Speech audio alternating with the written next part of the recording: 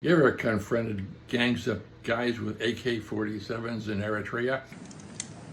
Wow, no. Well, I have.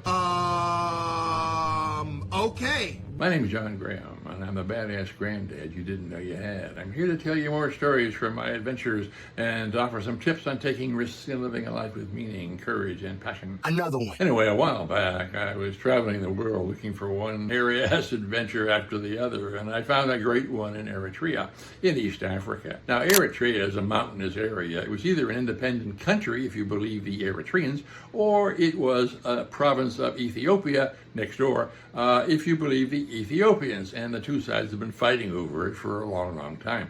Not only that, but the place was essentially run by warlords. It made things even more complicated. Anyway, I'm in this country bus. It's crawling up a steep mountain road to the top of the Eritrean plateau, and about 2/3 of the way up, we're stopped at a roadblock by guys with AK-47s. Now, initially, I didn't know who these people were. Were they going to cut me in two or what?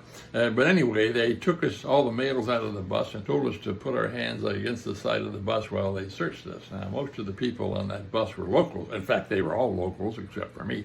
And so they got back on the bus, and the gunman came down to me. But I had an American passport, and I showed them the American passport because I figured these guys were Eritrean militia, which was correct.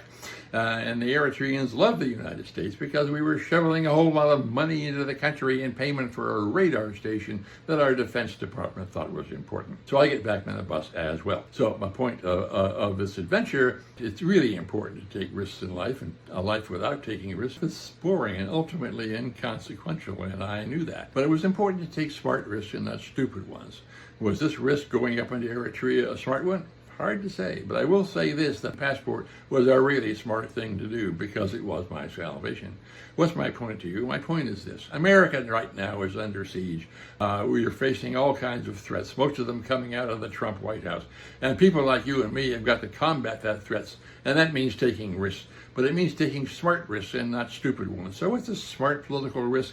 It's a risk the way you stay alert and informed. It's a risk where you plan. It's a risk where you assess your own skills and resources. It's a risk where you get help joining a group or starting one of your own. It's a risk where you hammer your local officials. You join demonstrations. You vote. You do whatever you can to stop making a difference. What can one person do? Well, a hell of a lot, because one person or 10 or 100,000 or 100 million in this country can make a hell of a difference and change things for the better. Tyranny demands your complacency, but democracy demands your courage. So I urge you to take action. You won't regret it.